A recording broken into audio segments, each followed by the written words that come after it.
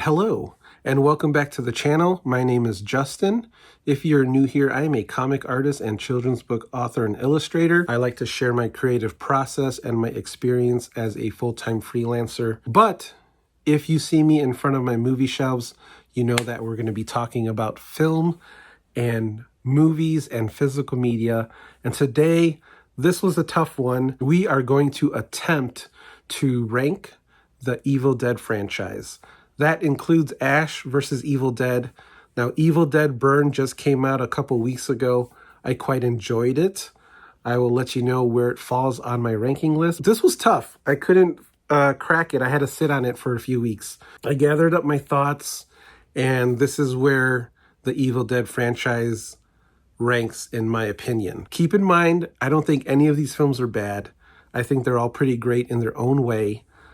That being said, let's start at the low end of my list, and we're going to go with Army of Darkness, better known as Medieval Dead, which I felt like they should have kept that title. It wouldn't have made this one such an outlier for me. Yeah, this is kind of where the coolness of the Ash character came from. It's really campy and cheesy. This is not one that I often revisit, and for that reason, I rank it lower.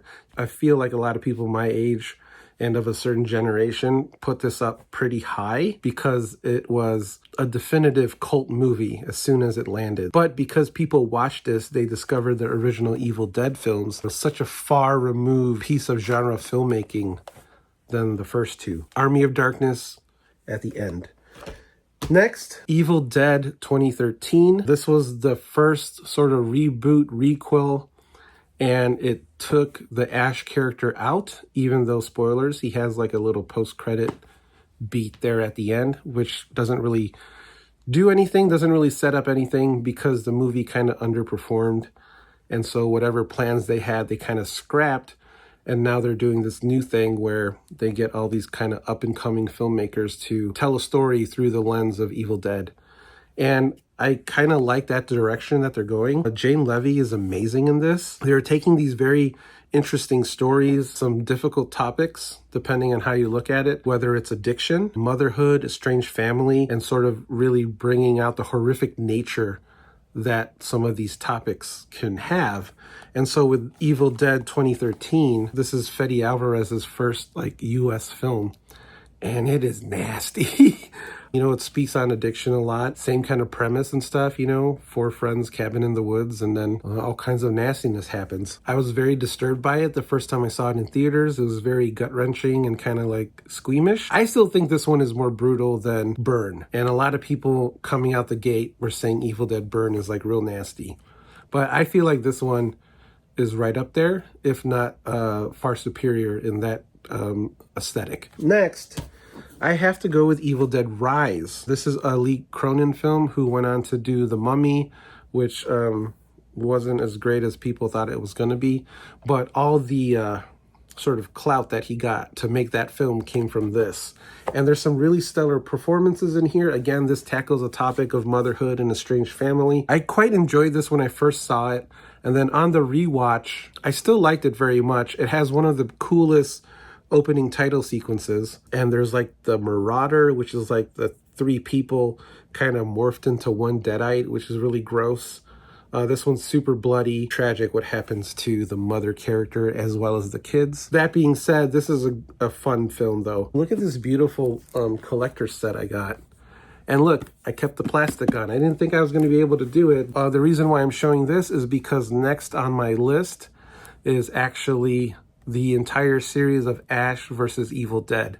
So I felt like Ash versus Evil Dead had the right blend of the first two films and Army of Darkness, and the fact that we got Ash over 3 seasons with all these new characters and a new storyline was fantastic. So there was the right level of camp and horror when Ash versus Evil Dead came out, which I think was a response to the box office performance of Evil Dead 2013.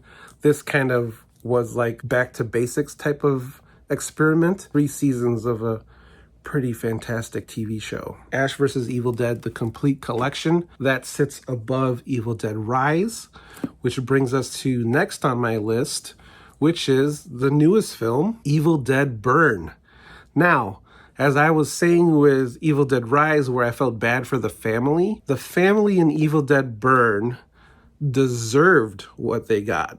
So because of that, I feel like the comeuppance was more meaningful, and it is dealing with a heavy topic of abusive relationships and abusive family, and then adding these new story elements that kind of tie to Rise, as well as create some new things, possibly. That's what kind of sets Evil Dead Burn apart from Rise and the reboot. All of these characters are kind of shitty and terrible towards each other.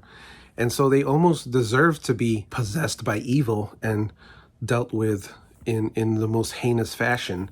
And yes, the film is very brutal.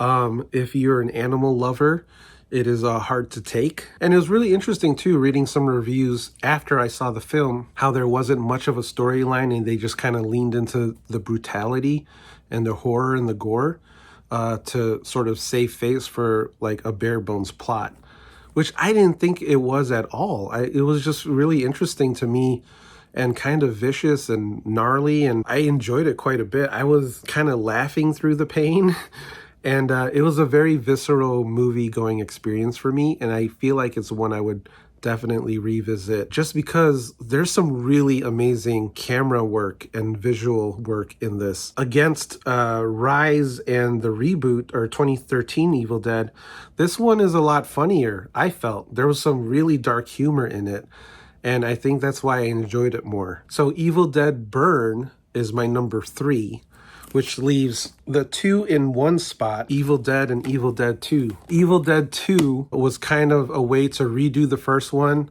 Sam Raimi had a better budget, and he wanted to sort of redo it and then like tell another story where he gets lost in the dark ages. And that's where the Bruce Campbellisms and the Ash stuff starts to really come through. And then you get the chainsaw hand and everything.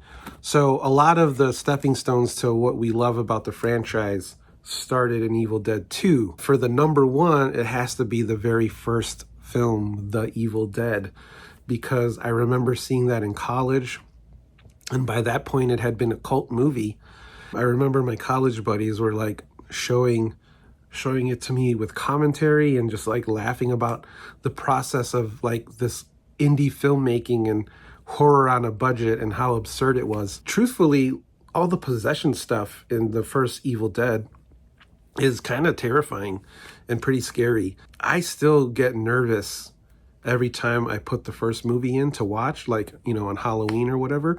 Even when I watched it for this recap, there's something about those prosthetics and like the white eyes and just how insane that movie was and the amount of blood and everything. And so because that was the blueprint for all these new directors to take it as hard and as brutal as they have been, The Evil Dead stands the test of time as one of the greatest sort of indie horror films. Crazy, crazy movie. And it's, really scary, like possession stuff and demons and all that. Like it freaks you out. That is my ranking for the Evil Dead franchise. Again, this was super tough. It was very hard to do. As it goes, it's The Evil Dead, Evil Dead 2, Evil Dead Burn, Ash vs. Evil Dead, the complete series, Evil Dead 2013, Evil Dead Rise, and then Army of Darkness. As groovy as Army of Darkness is, and how much it gave us not one, but multiple Bruce Campbell performances, I don't go to that one that often. That is it. I hope you enjoyed this ranking video. Let me know how you would rank it if you want to. Let me know what you thought of Evil Dead Burn. If you haven't seen it yet, are you gonna go see it? And yeah, thanks for watching. I'll see you on the next.